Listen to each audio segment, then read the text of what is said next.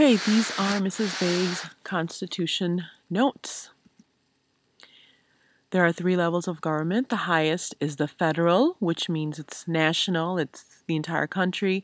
And then your state government, for us it would be Illinois, and then the local government, like the county where you live or the city where you live. Obviously, like Elmhurst. The Constitution begins with the preamble. We have studied the preamble before. It is basically the goals that we have for the Constitution. Here are the 3 main parts of the Constitution. Again, there's the preamble, which is in the middle. And then you have 7 articles. The first 3 are the branches of government, branches in the United States Constitution: legislative, executive, and judicial. And then on the right, you have amendments. 1st through 10 are our Bill of Rights. And up to 27, we have up to 27 amendments. Just the first 10 are the Bill of Rights. And 11 through 27 are very important as well. There are amendments or changes that have been made in the Constitution since the Constitution has been ratified. They are about slavery, the right to vote, the right to have alcohol or not. Okay, that's it. So let's start with the first branch, which is the legislative branch. And they are the ones that create the laws. They're made up of the Congress. Congress has 2 houses. They can declare war. They can coin the money. They can impeach public officials. They cannot create a law after somebody has already committed the crime, which would be the ex post facto law. The House of Representatives is the first house. Remember, it is bicameral, so we have 2 houses. First house is called House of Representatives, and that's determined by the number of people, the population of your state. There are 435 members, and the leader of this group is the Speaker of the House. Then the other house is called the Senate. There are 100 members, 2 from each state, and the leader of the Senate is the Vice President.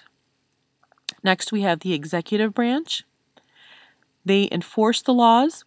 They consist of the president, the vice president, and then the cabinet. The cabinet is the 13-member people who advise or help the president make decisions. So the president has a lot of different duties. Some of them are that he can grant pardons, which means he can forgive criminals. President can be elected 2 times, so he would only serve a total of 8 years, 4 for each term.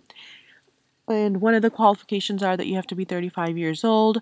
You have to be a citizen, meaning you not only a citizen, but you have to be naturally born in the United States. And those are some of the important ones. Next, we have the judicial branch. They interpret the law, so they get to decide what does the law exactly mean. And if, and that consists of basically our courts, our court system. So a person can be accused of a crime, then you would go to court, and you are allowed to have a lawyer there while you're being questioned. If you are convicted of a crime, and you believe that the law was unfair, or the judgment was unfair, then you can go to the Court of Appeals. And then there are a couple of types of cases. A civil case is something that is brought on by a person or a company. They're seeking to usually collect money. So it's brought on by one person, and it's that means you're suing somebody else. A criminal case can be brought on by your local, state, or federal government, and that means you have violated a law, and that is clear that some law has been broken. So the Supreme Court is the highest, most powerful court in the United States. They can declare a law unconstitutional, meaning that it does not comply with the Constitution. There are 9 judges or justices on the Supreme Court. The head is called the Chief Justice, and the judge serves for life. So it's not a term. They don't get reelected. A Supreme Court justice is a justice until they themselves seek retirement. So here we have the Constitution, which is the document that governs the United States government, and we have the three branches and the parts that make up the three branches.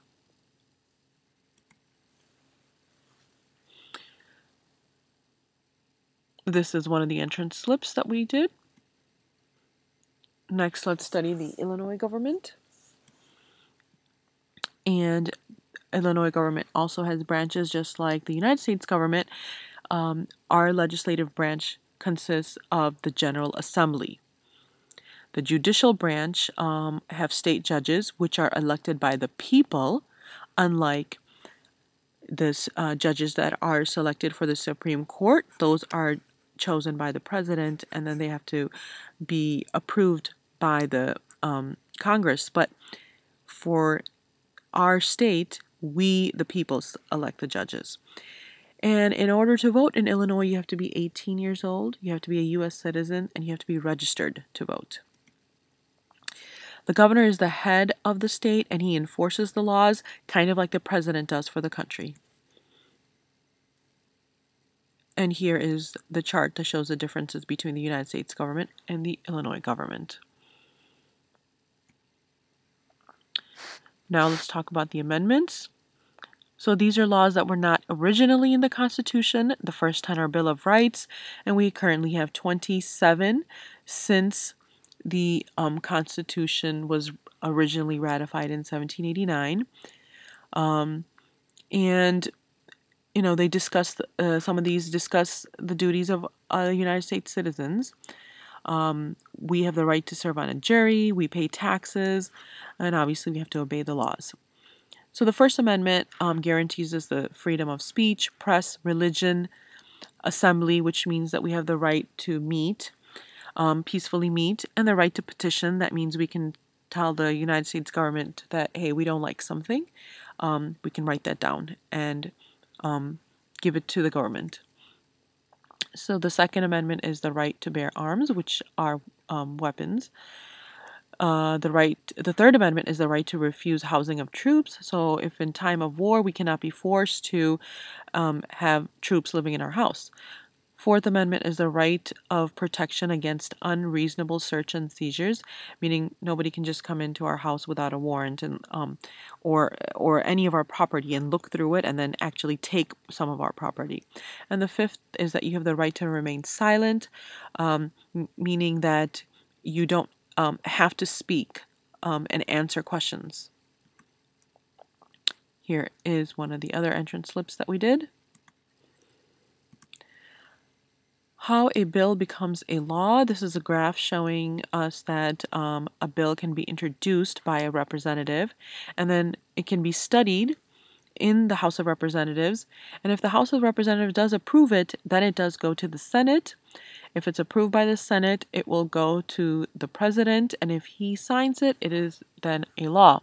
If he does not sign it, he vetoes it, then it can go back to the House and the Senate, but it needs to be approved by 2/3 of the Congress, two-thirds of the total people.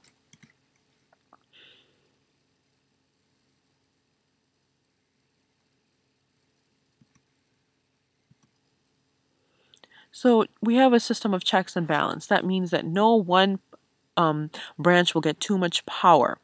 So the three different branches are kind of getting checked by the other ones. So the president can grant a pardon.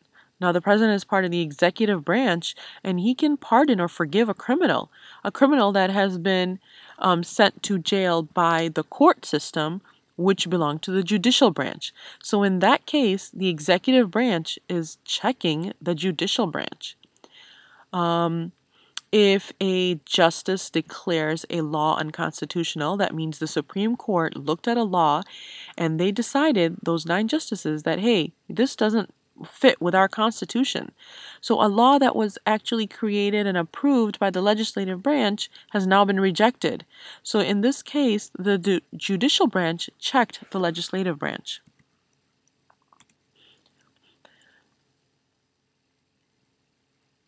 Also, we have a very specific election process, which is not as simple as you would think, and we have discussed this before.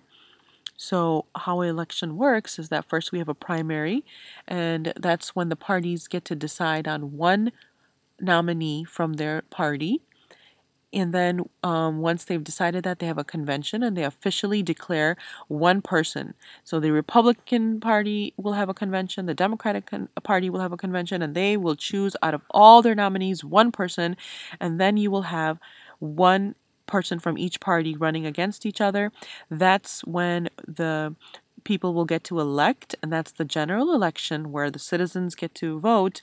However, the night of the election is when the Electoral College will actually decide who the president is. Popular sovereignty means that government power is in the hands of the people. Veto means to reject something, where a president can veto a bill. Pardon means to forgive. Reprieve means to cancel or postpone a punishment. Ratify means to pass or to approve something. So the Constitution was ratified in 1789. Inaugurate means to swear into office. The president had his inauguration in January this year. Impeach means to kick somebody out of power. So 2 presidents have been impeached. Amend means to change something or to revise it. Search and seizure means to look for something and then to take it. Enforce means to make something happen. Interpret means to judge or to find the meaning of something. Appoint means to put something in power. Ex post facto law means that Congress cannot pass a law that turns something into a crime after the crime has already been committed. So if somebody was to steal apples from a grocery store and that was not against the law, but the next day Congress says stealing apples from a grocery store is now against the law, well, I cannot be sent to jail because that law became a law after I had already committed that act. Delegated power means a power that's assigned to the national government. Reserve power means a power that is specifically assigned to only one level of government, like the state. So running schools is reserved for the state government to do.